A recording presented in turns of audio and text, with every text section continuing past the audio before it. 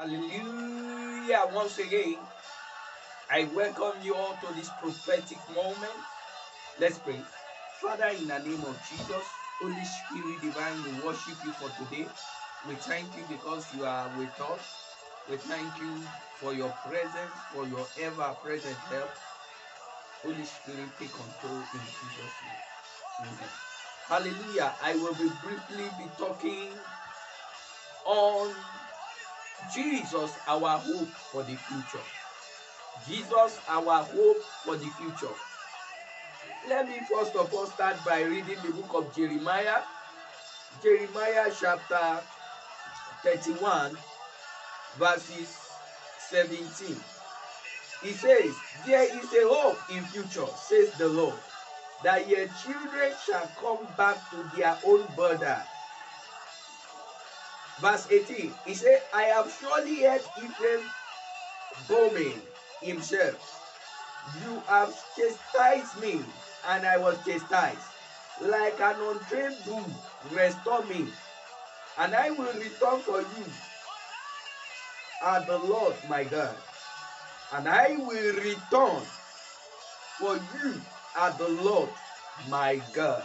Hallelujah.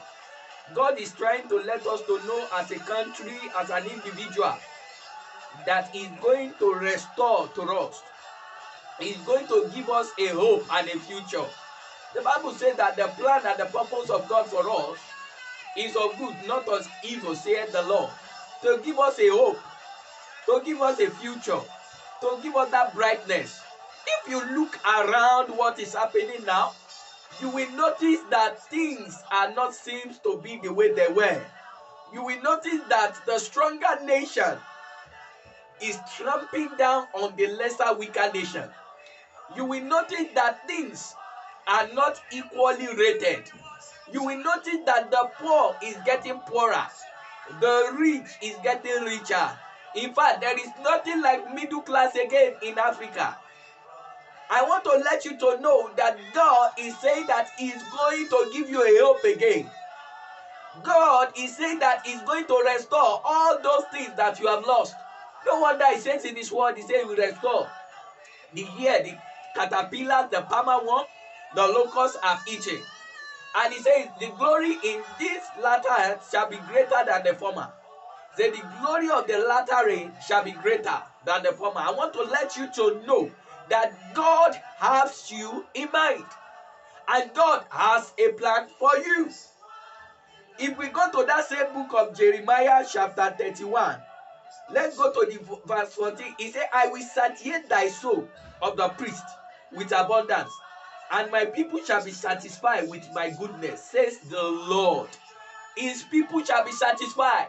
Are you a man of God passing through one tremendous difficulties in one way or the other? God is saying that He will satisfy your soul. Are you a church singer? Confused. You have been singing for many years, you have been singing for many decades in the church, and it seems like nobody is seeing you. It seems like you are just wasting your time. My dear brother, you are not wasting your time. My dear sister, you are not wasting your time. And you feel tempted to leave gospel singing. You feel tempted to go to the secular world. My dear brother, it is not yet over until it's over. Dear sister, it is not yet over until it's over. Are you a father almost giving up on your children? I want to let you to know that, daddy, it is not yet over. That child can still become a great child. The Bible said that He will restore to us our hope. May the Lord bring to you a hope in the name of Jesus. Are you in this country, Nigeria, and you are encountering hardship, and you feel that nothing good can still come out of Nigeria of this present day?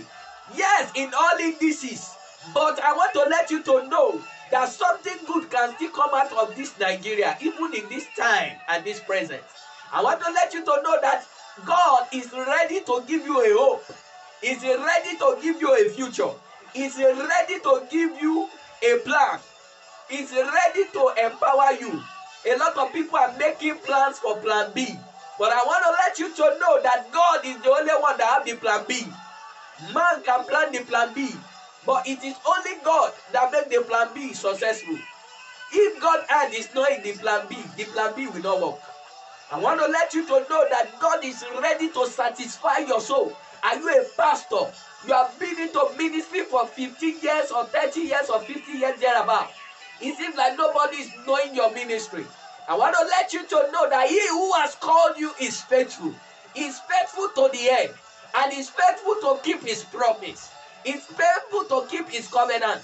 Are you a sister? You have been praying, eagerly waiting for God to visit you in your work, to visit you because you have been struggling to get to one position or the other. I want to let you to know that the Bible said, trust ye in the Lord. He said, after ye might have suffered for a little while, he said, the Lord thy God will sustain, will increase, will establish thee. I want to let you to know that God has a plan for your future. Don't give up. God has a plan for that future. Jesus, our hope for the future. In the name of Jesus, every part of your life that has been lost, every part of your life that can never be arranged again, I decree the God that doeth the impossibility, the God that made the impossibility to be possible, I decree, I declare, let that part of your life now be arranged perfectly in the name of Jesus. Is there any part of your life that you are getting it all wrong, confusion everywhere, that you don't understand yourself again? I want to let you to know that Jesus is the hope for the future. Jesus is the answer for the future. In the name of Jesus Christ of Nazareth, receive answer now in the name of Jesus. Every part of your life that needs change, every part of your life that needs touch, in the name of Jesus Christ of Nazareth, Jesus the hope for the future, visit you now. Jesus the hope for the future, visit you now. Are you into one way or the other? I mean, into one thing or the other. Are you looking for a child? You have been praying for many years. No hope, no miracle, no testimony.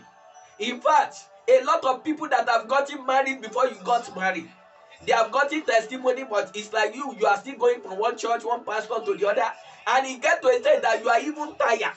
You don't want to go to any church again. You are frustrated. I want to let you to know that God is talking to you this moment. He says that he will what? He will satiate thy soul of the priest, and with abundance, and my people shall be satisfied with my goodness, says the Lord. He said he will satisfy you with goodness. He said he will satisfy you with joy. That child might not first come in, but I want to let you to know that the child has already arrived. When you say to yourself and say your child has already arrived, and when you begin to take a dangerous step, what do I mean by dangerous step? You begin to go to baby store, go and buy baby things. Go and buy baby things and begin to dance with your child. Begin to dance with your child. See your child physically in your stomach. See your baby coming out of your stomach. See your baby coming out. Before you know it, bam, it has come. I want to let you to know, have you been writing proposal for many good years? And it seems like nobody is even checking your proposal. I want to let you to know that that proposal you have been writing, and it feels like nobody is about to sign, present the photocopy. Look for a biro, sign the photocopy, and say, heaven has signed it today. Heaven has signed it today, and it is sealed. And before you know it, God will do it. The Bible says that as you are spoken into my ear, so will I do. The Bible also says something. It said, as ye are what believe, so shall I do. It is what you believe that will work for you. Don't be what? Don't be lost. I want to let you to know that God is ready to restore a hope and a future for you. It's ready to satisfy you. No satisfaction can be worse than God owns satisfaction. He's the one that can satisfy your hunger soul. No wonder I said in his word, he said, come unto me, all ye that labor and heavy laden, and I will give thee rest. In the name of Jesus, receive rest. In Jesus' mighty name. Are you ready to give it all to Jesus? Only Jesus is the hope for the future. Only Jesus can satisfy you. Only Jesus can quench that hunger, that lust. Only Jesus can fill that vacuum. Only Jesus can give you that joy, that peace. If you are ready to give it all to Jesus, to surrender to the Lord Jesus Christ, say this prayer after me. Lord Jesus, I believe that you died for me. I believe that you share your blood for me. Have mercy on me. Take away my name from the book of death and write my name in the book of life. In Jesus' mighty name.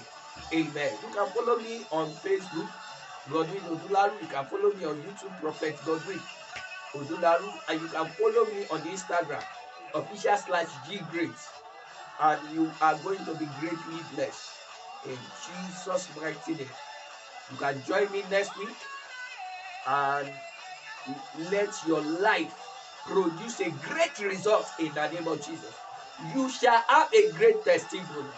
So shall it be. In Jesus' mighty name. Jesus is Lord.